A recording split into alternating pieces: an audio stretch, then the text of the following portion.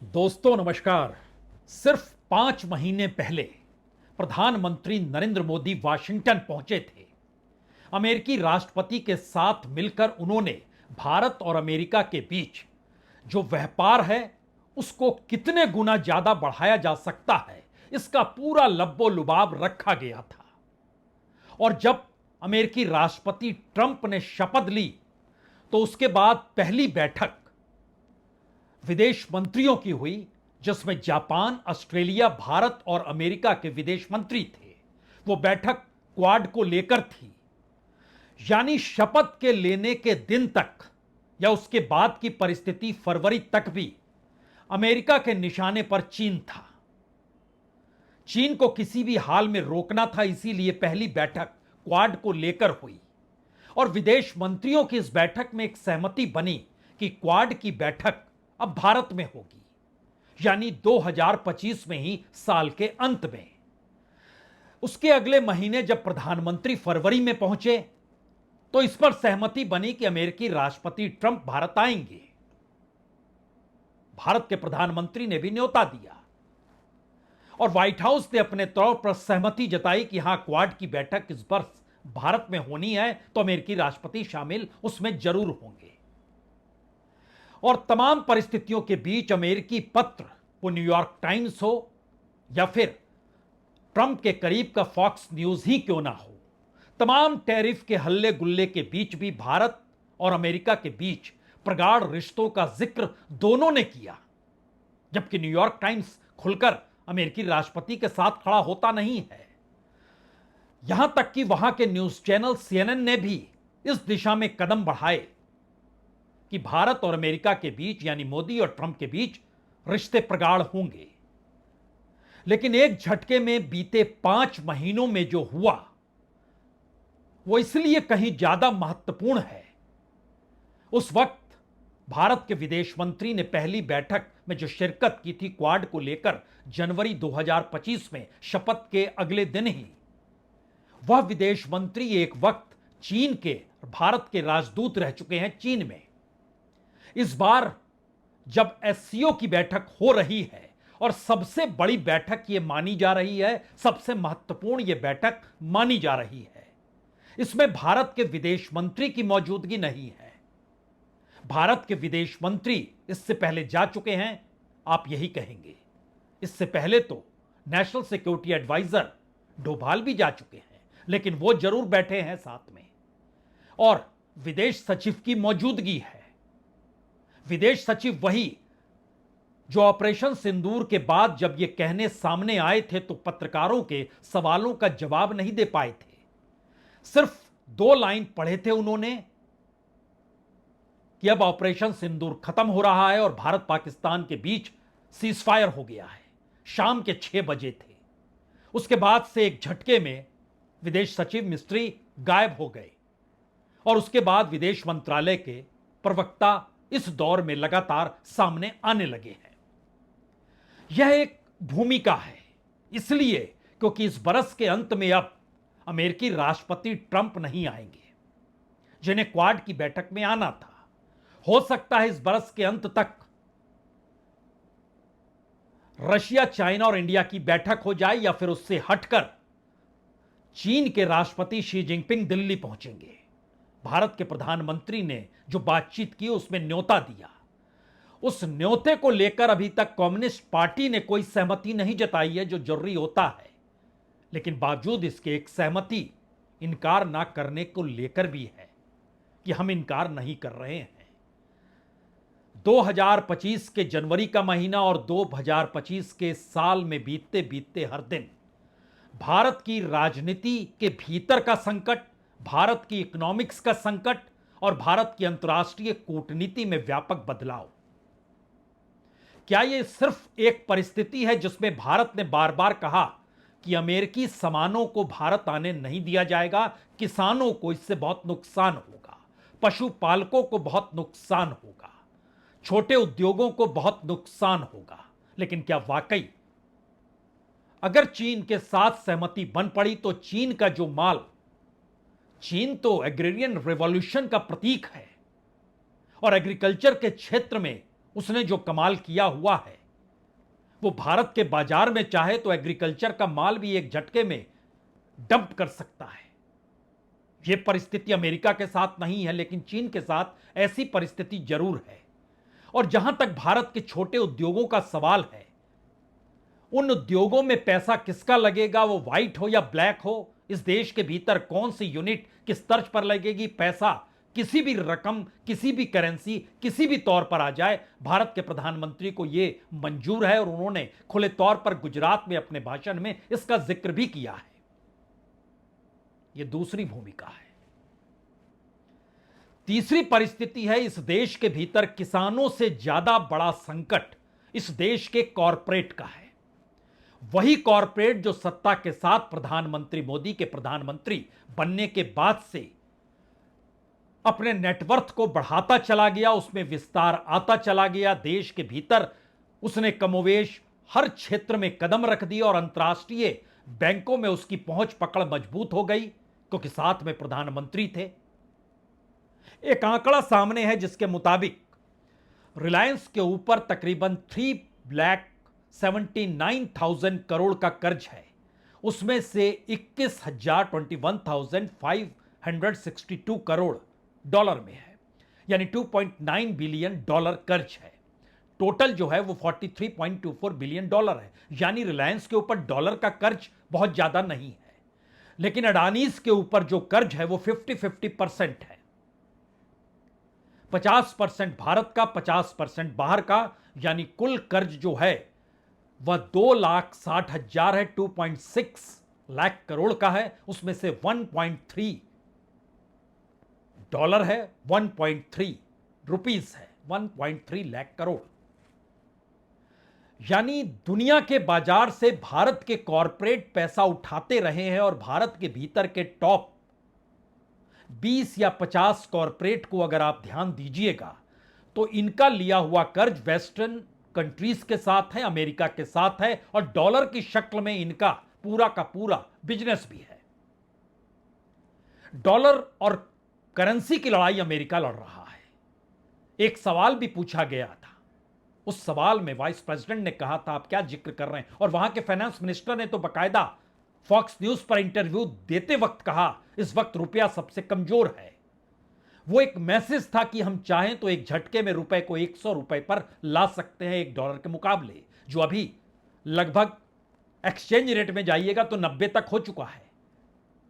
दस्तावेज में देखिएगा तो 88 रुपीस पॉइंट 89 पैसा है, लेकिन जब आप एक्सचेंज करते तो वो 90 रुपीस तक पहुंच चुका है। कई बैंकों के उसके एट पार 91 तक देना पड़ रहा है। तो एक झटके में कॉरपोरेट पर जो असर पड़ेगा और उसकी अपनी डॉलर की करेंसी और जो डेब्ट है उस पे जो असर पड़ेगा वह शायद किसी भी कॉरपोरेट हाउस की नींव को हिला डालेगा। और इस देश के भीतर कॉरपोरेट ना रहे तो राजनीतिक सत्ता डामाडोल हो जाती है। यह तीसरी भूमिका है, यह तीसरा पटाक्षेप है उस चैप्टर का जिस चैप्टर में असल चीज है। वो चैप्टर यह है कि दरअसल अमेरिका के न्यूयॉर्क टाइम्स हो या फॉक्स न्यूज हो, इस दौर में भारत के प्रधानमंत्री जब चाइना पहुंचे हैं तो वहां पर एक ही खबर बार बार रेंग रही है। उसमें सीधी लड़ाई भारत के प्रधानमंत्री नरेंद्र मोदी को निशाने पर इसलिए लिया गया क्योंकि उन्होंने अमेरिकी राष्ट्रपति ट्रंप का साथ नहीं दिया जो वो नोबेल पुरस्कार के लिए चाहते थे। दूसरी खबर इस दौर में है भारत डेमोक्रेटिक स्टेट जो एक ऑथोरिटेरियन सत्ता के साथ जाकर खड़ा है, और उस ऑथोरिटेरियन सत्ता के साथ इस वक्त रशिया भी है और दुनिया के जो भी गैर लोकतांत्रिक देश हैं उनकी भी मौजूदगी है। और यह भी महत्वपूर्ण है जिस विस्तार के साथ एससीओ की बैठक एससीओ प्लस के साथ हो रही है, उसमें अगर दुनिया भर के देशों की कतार को आप समझे तो एक सवाल यह भी होगा कि एससीओ की अगुवाई भी चीन करता है, ब्रिक्स की अगुवाई भी चीन करता है। एससीओ में पाकिस्तान भी है, ब्रिक्स में पाकिस्तान नहीं आ पाया है, भारत ने विरोध किया है। लेकिन इस पूरी प्रक्रिया के भीतर एससीओ जिस डिजाइन से चल रहा है वो मैसेज अमेरिका के लिए थ्रेट है, क्योंकि अंतर्राष्ट्रीय व्यवस्था को बदलने की दिशा में बहुत साफ तौर पर यह माना जा रहा है कि ग्लोबल गवर्नेंस के तौर तरीके बदलने चाहिए और उसके दायरे में ग्लोबल साउथ भी होगा। न्याय और निष्पक्षता का पक्षधर होगा एससीओ, इतिहास को सही पक्ष के साथ रखेगा। इसीलिए चीन के राष्ट्रपति ने जब दुनिया के पुराने दो संस्कृतियों का जिक्र किया, दो पुराने सिविलाइजेशन का जिक्र किया, तो उसमें एक भारत और एक चीन था। एक सिंधु नदी के किनारे, एक पीली नदी के किनारे। यह चौथा हिस्सा था। पांचवा हिस्सा कहीं ज्यादा महत्वपूर्ण है कि मौजूदा वक्त में भारत के भीतर कॉरपोरेट का जो प्रभाव है वो एक झटके में डॉलर से छीना नहीं जा सकता है, अमेरिका से दरकिनार किया नहीं जा सकता है। तो फिर प्रधानमंत्री इसीलिए कहते हैं पैसा किसी भी शक्ल में आए, वो व्हाइट हो या ब्लैक हो, चलेगा। कॉरपोरेट को फुसला रहे हैं, सहला रहे हैं। लगातार कॉमर्स मिनिस्ट्री और इस देश के भीतर जो एक्सपोर्ट इंपोर्ट को देखने वाले लोग हैं वो बातचीत अमेरिका से करना चाह रहे हैं।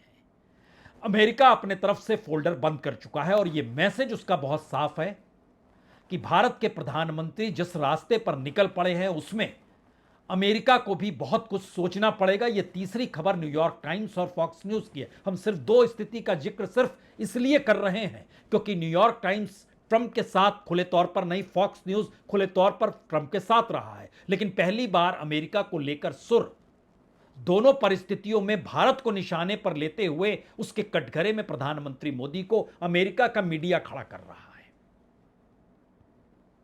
और उसके पीछे की भूमिका जो है वो एडिटोरियल्स में जो नजर आ रही है, वो मैसेज बहुत साफ है कि चीन इस दौर में सबसे शक्तिशाली होकर, और सेकेंड वर्ल्ड वार के बाद से जो पूरी फिलॉसफी अमेरिका और रूस के बीच बनी रही उसमें चीन की भूमिका महत्वपूर्ण नहीं थी, लेकिन पहली बार सेकेंड वर्ल्ड वार के बाद एक ऐसी स्थिति चीन के जरिए उभर रही है जहां पर सवाल तेल का हो, गैस का हो, मैन्युफैक्चरिंग का हो, ग्रीन एनर्जी का हो, डिजिटल इकोनॉमी का हो, सब कुछ चीन संभालने की स्थिति में आ रहा है। भारत के भीतर रोजगार का संकट है, वो रोजगार देने की सहमति बनाने की दिशा में बढ़ रहा है। लेकिन अगला सवाल यह भी है, भारत में टेक्नोलॉजी ट्रांसफर, भारत के भीतर अपनी इंडस्ट्री को आगे बढ़ाना, ये दोनों संकट खुले तौर पर नजर आ रहा है। यह भी एक भूमिका है, लेकिन अगला सवाल सबसे महत्वपूर्ण है और शायद उससे पहले इस तस्वीर को देख लीजिए।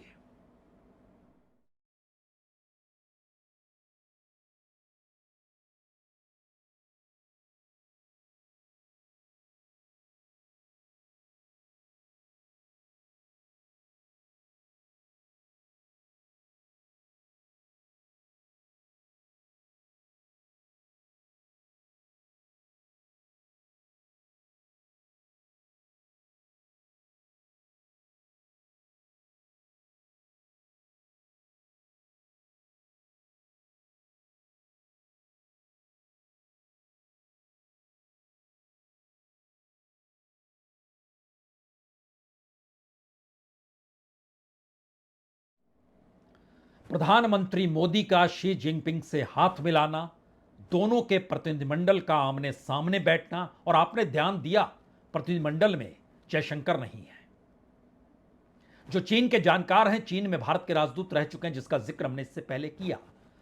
लेकिन शी जिनपिंग के बगल में वहां के विदेश मंत्री हैं जो दिल्ली आए थे और प्रधानमंत्री को न्योता दिया था, और न्योते से पहले उन्होंने जयशंकर से मुलाकात की थी। और इस दौर में भारत के भीतर एक सवाल लगातार बड़ा हुआ, क्या अंबानी का जो अपना थिंक टैंक चलता है इस देश के भीतर में, जिसमें अमेरिका में जयशंकर के बेटे भी देखते हैं, क्या भारत के बारे में तमाम जानकारी उस थिंक टैंक के जरिए अमेरिका तक पहुंची? और यह परिस्थिति बड़ी होती चली गई कि भारत के भीतर की राजनीतिक परिस्थितियों में क्या प्रधानमंत्री मोदी कमजोर हो चले हैं? कॉरपोरेट ना रहे तो और कमजोर हो जाएंगे। बीजेपी और संघ के भीतर के जो सवाल हैं उसके जरिए और कमजोर हो रहे हैं। जो सवाल राहुल गांधी या इंडिया गठबंधन उठा रहा है वो भारत की डेमोक्रेसी को लेकर सवाल है, तो क्या इसमें अमेरिका हस्तक्षेप कर सकता है? बहुत सारे सवाल हैं इस दौर के भीतर में जो कॉरपोरेट थिंक टैंक और करेंसी और उसके बाद कॉरपोरेट के प्रॉफिट के साथ इस देश की इकोनॉमी को प्रभावित करने के लिए भी है। लेकिन दूसरी तरफ राजनीतिक तौर पर सबसे ताकतवर प्रधानमंत्री मोदी के सामने शायद कोई अलग रास्ता नहीं जिसमें वो चीन चले गए। 1 महीने 2 महीने पहले तक चीन को लेकर जो स्थिति भारत के भीतर ऑपरेशन सिंदूर के बाद थी, वह एक झटके में कैसे बदल गई, यह एक सवाल है। लेकिन अमेरिका के सामने 2 तरह की चुनौती है। पहली चुनौती भारत का बाजार और भारत के साथ खड़ा होना, क्योंकि साउथ ग्लोबल के भीतर उसकी पहुंच पकड़ भारत के साथ ही हो सकती है, जो उसे लग रहा है खिसक चुकी है।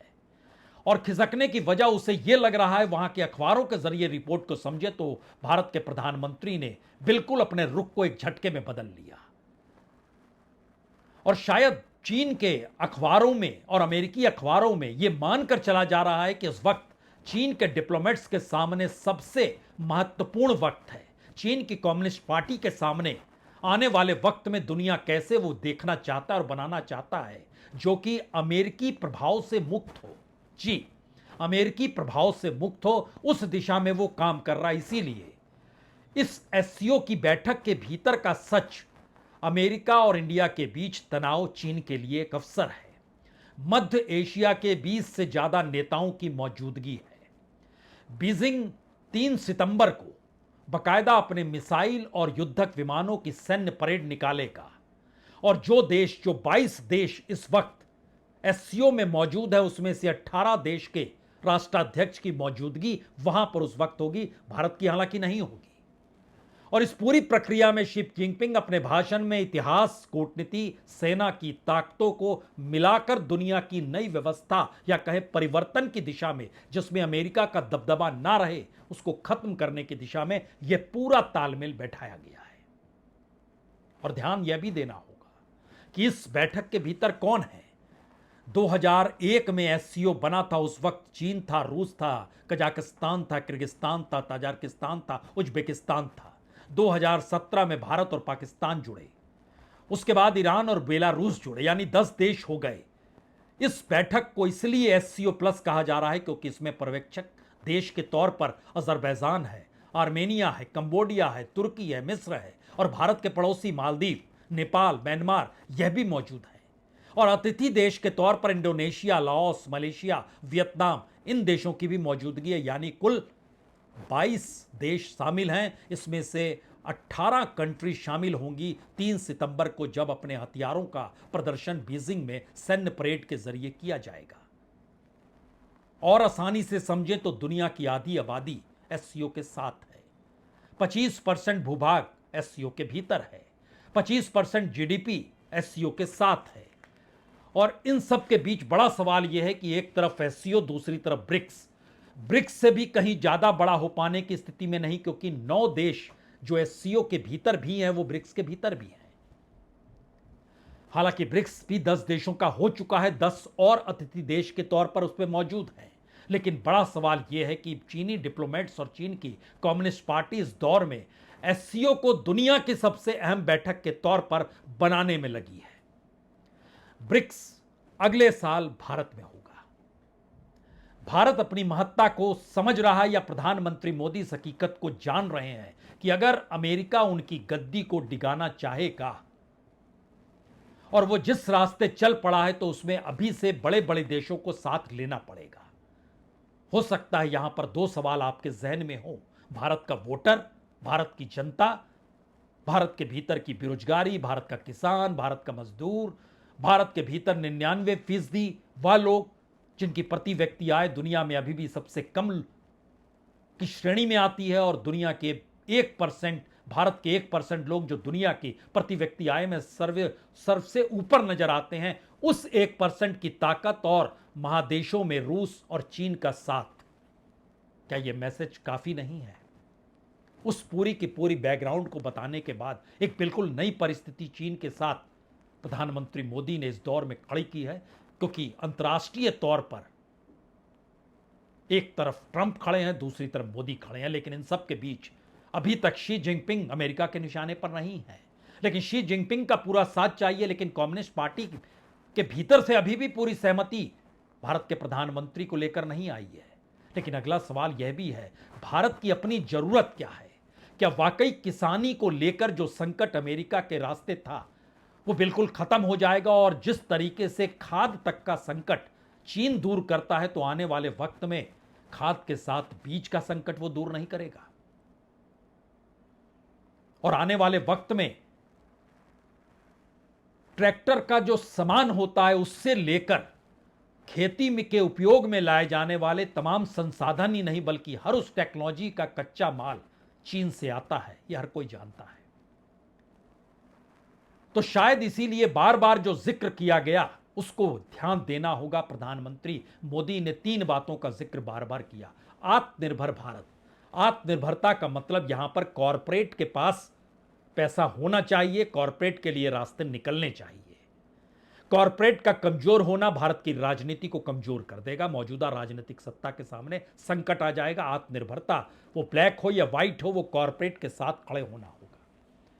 स्वदेशी का राग, स्वदेशी का मतलब बहुत साफ है, वह पूरे तरीके से किसी भी हालत में चीन कितनी भी इंडस्ट्री भारत के भीतर लगाए लेकिन रोजगार भारतीयों को मिले। स्वदेशी का मतलब पसीने से जोड़ा गया, मजदूरी से जोड़ा गया। और इसके साथ जो मेक इन इंडिया का नारा है, उस मेक इन इंडिया के भीतर का सच अभी तक तो यही है कि चीन का कच्चा माल रुक जाए तो मेक इन इंडिया ढहढाकर गिर जाए, लेकिन पहली बार मेक इन इंडिया को पूरे तरीके से चीन क्या गोद ले लेगा और एक ऐसी परिस्थिति देश के भीतर बन जाएगी जहां पर चीन सब कुछ तय कर रहा होगा। यानी आत्मनिर्भरता का नारा, स्वदेशी का नारा और मेक इन इंडिया, या कहें ग्लोबल, जो वोकल फॉर ग्लोबल का हिस्सा था, वह भी उस दायरे में निकलेगा। क्योंकि हमें हर हाल में पूंजी चाहिए, पैसा चाहिए, हमें हर हाल में रोजगार चाहिए, हमें हर हाल में कच्चा माल चाहिए, अन्यथा देश की इकोनॉमी ढहढहा जा रही है, परिस्थितियां नाजुक है। हालांकि संकट टैरिफ को लेकर बनाया गया है। दुनिया भर में भारत जो सामान बेचता है उसका सिर्फ अपना 18% वह अमेरिका को भेजता है, और अमेरिका जो दुनिया भर में सामान बेचता है उसका 2% भी नहीं भारत को भेजता है। तो भारत की इकोनॉमी, भारत की कॉरपोरेट, भारत की पॉलिटिक्स और मौजूदा वक्त में जो पूरी थ्योरी और फिलॉसफी चल पड़ी है टकराव की, उस टकराव की राजनीति के भीतर वो डॉलर है, वो करेंसी है, वो अंतर्राष्ट्रीय ग्लोबलाइजेशन के तहत मल्टीनेशनल कंपनियों का होना है, जिनके हेडक्वार्टर दुबई में, सिंगापुर में, न्यूयॉर्क में, लंदन में खुले हुए हैं, लेकिन उनकी पहचान भारत से जुड़ी हुई है। उन्हें भी अपनी चीजों को देखना और बचाना है। शायद इसीलिए शी जिनपिंग के 5 फार्मूले बहुत साफ तौर पर हैं। विकास, सहयोग और व्यापक साझेदारी होनी चाहिए। सेकेंड वर्ल्ड वॉर के बाद पहली बार अमेरिका के सामने केंद्र में चीन खड़ा है, तो चीनी डिप्लोमेट्स और चीनी कम्युनिस्ट पार्टी इस बात को समझ चुकी है। बिल्कुल नई अंतर्राष्ट्रीय व्यवस्था को बनाने की दिशा में कदम बढ़ाना होगा। वैश्विक गवर्नेंस, इंटरनेशनल गवर्नेंस का जो जिक्र है उसको और बेहतर बनाना होगा, जो कि ट्रंप के बाद परिस्थिति नाजुक हो गई। और एससीओ की इन सब में इतनी व्यापक भूमिका होगी, वो सुरक्षा का सवाल हो, वो इकोनॉमी का सवाल हो और आपसी संबंध का सवाल हो, वो मायने रखेंगे। और इन सब के बीच जो आखिरी सवाल भारत के भीतर बार बार इस बात को लेकर निकलता है कि चीन तो हमारी जमीन पर आ जाता है, तो चीन की अपनी नेबरहुड डिप्लोमेसी, एससीओ को प्राथमिकता देने की है। ये मैसेज वो कन्वे कर रहे हैं कि अब सवाल ब्रिक्स से आगे एससीओ का है, जिसमें पाकिस्तान की मौजूदगी भी है। ब्रिक्स में पाकिस्तान की मौजूदगी नहीं है, और नेबरहुड डिप्लोमेसी अगर एससीओ के मुताबिक चलेगी तो क्या चीन से करीबी होने में पाकिस्तान की जगह भारत ले लेगा? क्या इस स्थिति में परिस्थिति आकर खड़ी हो चुकी है? ये सारे सवाल हैं।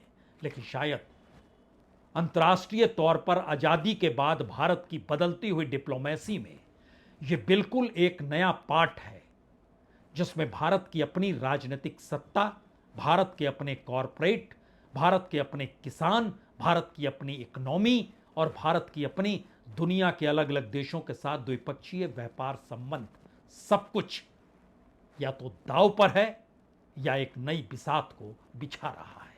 बहुत बहुत शुक्रिया, बहुत बहुत शुक्रिया।